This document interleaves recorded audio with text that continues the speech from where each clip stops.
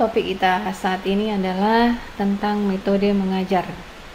Ada beberapa metode mengajar yang sering digunakan dalam kegiatan belajar mengajar. Yang pertama adalah ceramah. Metode ceramah ini adalah menyampaikan informasi dan pengetahuan secara lisan kepada peserta didik. Jadi ketika kita memberikan pembelajaran di depan kelas secara lisan, maka kita sedang melaksanakan metode ceramah dalam kegiatan belajar tersebut. Kegiatan ceramah ini memiliki beberapa kelebihan. Yang pertama adalah mudah menguasai kelas. Dengan menggunakan metode ceramah, kelas mudah kita kuasai karena guru berperan sebagai pemegang otoritas di dalam kelas tersebut. Kemudian mudah dilaksanakan. Kegiatan metode ceramah ini mudah dilaksanakan karena tidak memerlukan peralatan atau persiapan yang memakan waktu atau persiapan yang rumit. Materi banyak sampai, artinya ketika kita harus menyampaikan banyak materi pembelajaran kepada siswa sementara waktu terbatas, maka metode yang tepat digunakan salah satunya adalah ceramah. Dan ketika peserta didik kita banyak, melebihi dari kapasitas satu kelas, misalnya 30 orang, metode ceramah juga adalah salah satu metode yang tepat untuk digunakan. Namun, di balik kelebihan tersebut, metode ceramah ini juga memiliki beberapa kelemahan. Yang pertama, peserta pasif. Karena guru sangat berotoritas di dalam kelas, kegiatan tersebut mengakibatkan siswa pasif dengan hanya mendengar saja. Kemudian, kita tidak bisa memeriksa pemahaman siswa sejauh mana, karena mereka hanya mendengar apa yang kita informasikan.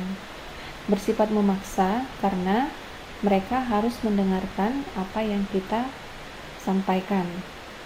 Karena dia memaksa dan membuat peserta didik pasif, akhirnya kegiatan ceramah ini adalah termasuk salah satu metode yang membosankan bagi siswa, dan siswa dengan tipe visual yang mengerti dengan cara melihat akan terganggu karena yang kita sampaikan adalah hanya melalui lisan saja atau audio. Metode yang kedua adalah demonstrasi. Yang dimaksud dengan metode demonstrasi ini adalah kegiatan pembelajaran diperagakan dengan barang atau kejadian baik secara langsung ataupun media.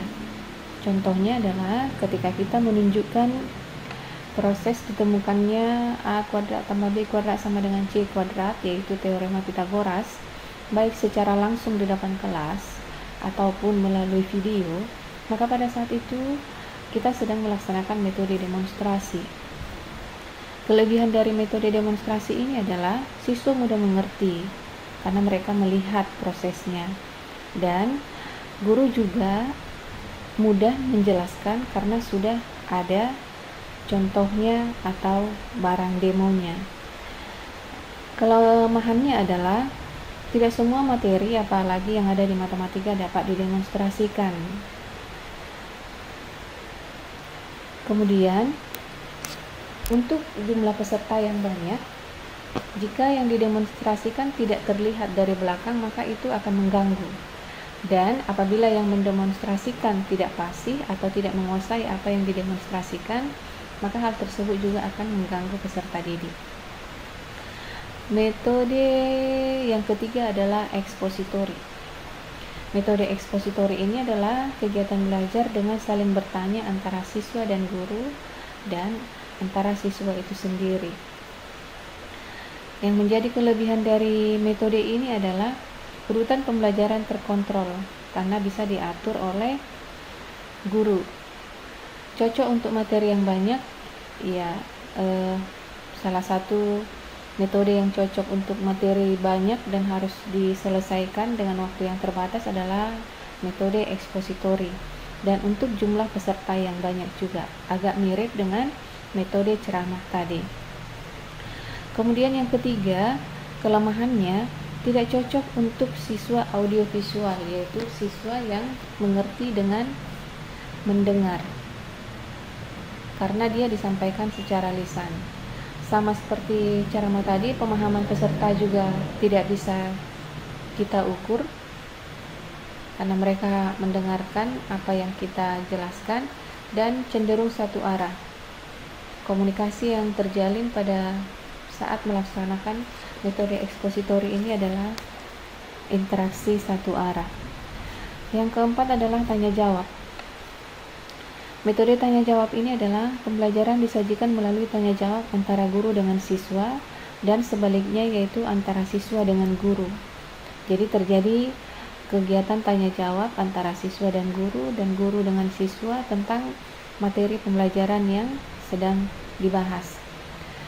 Kelebihannya adalah menumbuhkan konsentrasi. Siswa akan cenderung konsentrasi karena takut ditanya oleh guru, dan dia akan berusaha konsentrasi supaya ketika ditanya guru dia akan bisa menjawab.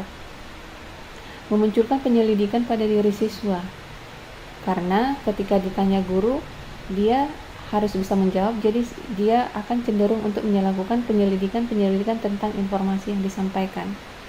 Mengembangkan daya pikir siswa, karena siswa tersebut melakukan penyelidikan sehingga daya pikirnya akan berkembang. Dan menambah keberanian. Ketika siswa bertanya kepada guru, itu membutuhkan keberanian. Semakin sering dilakukan, maka keberanian siswa akan semakin bertambah. Kelemahannya adalah memakan waktu. Ketika guru bertanya kepada siswa atau sebaliknya, dan pertanyaan itu tidak bisa langsung dijawab, maka akan membuang-buang waktu. Kemudian siswa cemas. Siswa akan menunggu-nunggu kapan siswa tersebut akan ditanya, sehingga dia cenderung cemas. Karena metode tanya jawab ini jawabannya bebas, kecuali kalau diluruskan oleh si guru, maka akan sukar untuk menemukan jawaban yang memuaskan bagi siswa. Kemudian metode jawab ini untuk siswa yang relatif banyak akan mengakibatkan beberapa siswa tidak terlibat karena tidak mendapatkan giliran untuk ditanya. Selanjutnya adalah metode drill atau latihan. Metode drill atau latihan ini cocok digunakan untuk menguasai materi melalui soal. Jadi, ketika siswanya sudah diberikan materi, untuk menguasai materi tersebut diberikan latihan atau soal-soal. Kelebihannya adalah siswa menjadi aktif. Siswa menjadi kreatif melalui soal-soal tadi dan mandiri karena mengerjakan soal-soal yang diberikan oleh guru secara mandiri. Kelemahannya, ada siswa tertentu yang tidak mau mengerjakan sehingga dia pasif. Karena dia pasif akan mengakibatkan pemalasan, dan latihan atau soal yang terlalu banyak juga akan membuat siswa malas. Dan ketika guru memberikan latihan atau soal, menuntut waktu guru untuk memeriksanya, karena ketika guru memberikan latihan tetapi tidak diperiksa, maka hal tersebut akan membuat siswa untuk tidak mengerjakannya untuk selanjutnya. Kemudian metode pemberian tugas. Metode pemberian tugas ini adalah menguasai materi melalui tugas terstruktur yang diberikan oleh guru. Jadi, guru memberikan tugas, tetapi di dalam tugas tersebut, melalui tugas tersebut sudah terdapat materi-materi yang ingin disampaikan oleh guru. Kelebihannya, metode ini mengembangkan kreativitas siswa. Melalui tugas-tugas yang diberikan oleh guru tersebut, kreativitas siswa akan muncul, rasa ingin tahunya juga akan muncul, dan membuat siswa semakin mandiri untuk mengembangkan pengetahuannya. Karena siswa memiliki tugas yang harus dikerjakan, maka siswa harus bisa menggunakan waktu dengan baik, sehingga siswa akan terbiasa mengelola waktunya dengan baik. Namun kelemahannya, banyak juga siswa yang merasa terbebani jika selalu ada tugas. Kemudian tugas yang diberikan guru juga bisa saja dikerjakan oleh orang lain. Dan tugas yang dikerjakan siswa itu bisa saja adalah hasil pekerjaan temannya dengan hasil meniru. Yang ketujuh, metode pemecahan masalah. Metode pemecahan masalah adalah menghadapkan siswa kepada masalah untuk memahami materi yang akan diajarkan. Kelebihannya, siswa terbiasa dengan kegiatan memecahkan masalah, sehingga siswa akan menjadi lebih kreatif untuk menciptakan ide-idenya dan lebih terampil karena sudah terbiasa memecahkan masalah.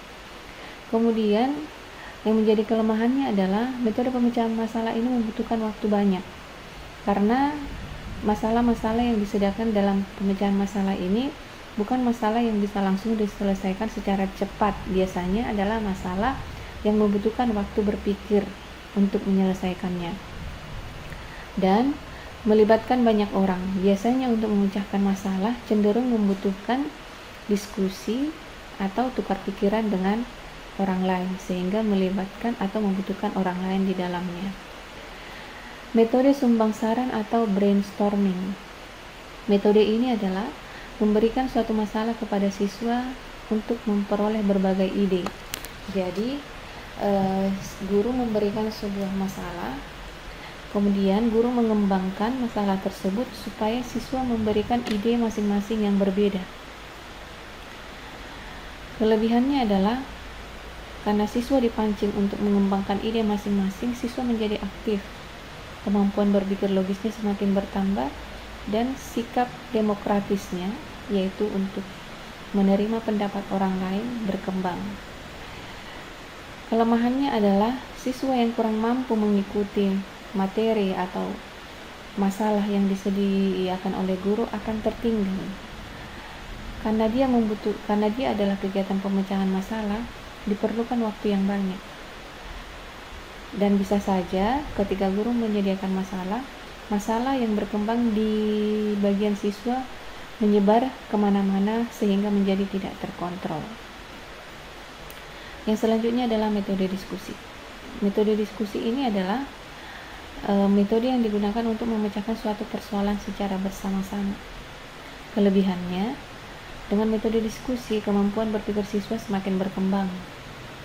Siswa mampu untuk mengungkapkan pendapat yang berbeda-beda.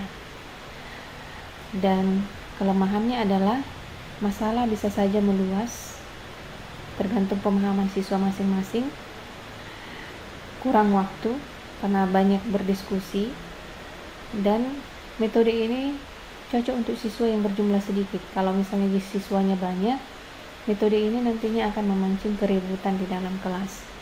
Dan biasanya melalui metode ini yang banyak menguasai kegiatan diskusi adalah siswa yang banyak bicara, sehingga kadang-kadang akan memancing keributan. Selanjutnya adalah metode kerja kelompok. Metode kerja kelompok ini adalah belajar dengan membagi siswa ke dalam beberapa kelompok. Kelebihannya, siswa menjadi aktif, menambah keterampilan bertanya dan kepemimpinan. Di dalam kelompok itu biasanya akan cenderung terjadi pertanyaan-pertanyaan. Dengan terbiasanya kegiatan tersebut, maka keterampilan bertanya siswa akan bertambah. Biasanya di dalam kerja kelompok akan dibentuk ketua. Nah, ketika ketua kelompok dibentuk, maka sifat kepemimpinan seseorang atau siswa akan semakin terbentuk. Di dalam kelompok ini juga akan selalu terjadi kegiatan penyelidikan terhadap masalah yang disediakan oleh guru. Kelemahannya, kegiatan ini hanya melibatkan siswa yang aktif. Biasanya siswa yang pasif akan diam-diam saja. Dan penyusunan tempat duduk yang pas diperlukan supaya tidak terjadi keributan antar kelompok maupun di dalam kelompok itu sendiri. Selanjutnya adalah metode proyek. Metode proyek ini adalah menggunakan proyek atau kegiatan untuk mencapai tujuan belajar. Proyek yang dihasilkan bisa saja tulisan atau karya desain.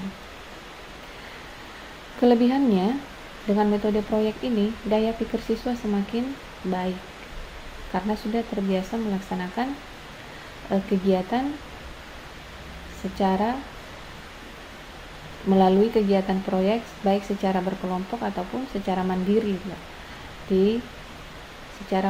di tempat atau di lingkungan rumah masing-masing. Kelemahannya adalah metode proyek ini membutuhkan fasilitas yang memadai, topik dan sumber belajar hendaknya tersedia sehingga mempermudah untuk melaksanakan tercapainya atau terselesainya proyek yang ditetapkan untuk dikerjakan oleh siswa. Selanjutnya adalah metode eksperimen. Metode eksperimen ini adalah metode belajar dengan siswa melakukan percobaan. Yang menjadi kelebihannya, karena siswa sudah melakukan percobaan sendiri terhadap materi yang disampaikan, maka siswa akan memiliki kepercayaan terhadap materi yang disampaikan, sehingga siswa tidak akan menganggap bahwa itu semuanya hanyalah karangan guru belaka. Kemudian yang menjadi kelemahannya adalah metode eksperimen ini memerlukan fasilitas, apalagi untuk kajian ilmu di bidang sains, dan diperlukan juga ketelitian, karena untuk metode eksperimen ini jika terjadi kesalahan akan menimbulkan bisa saja efek-efek yang membahayakan siswa itu sendiri. Selanjutnya adalah metode karya wisata. Metode karya wisata ini adalah belajar di luar sekolah untuk menambah atau menunjang pemahaman siswa tentang materi yang sudah dipelajari di sekolah. Kelebihannya, siswa menjadi merasakan bahwa apa yang dia pelajari adalah nyata, aktual, dan ada.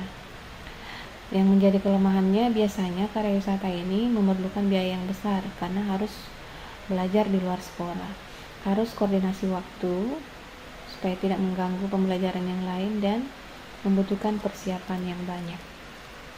Demikianlah metode belajar yang disampaikan pada pertemuan ini. Sekian dan terima kasih.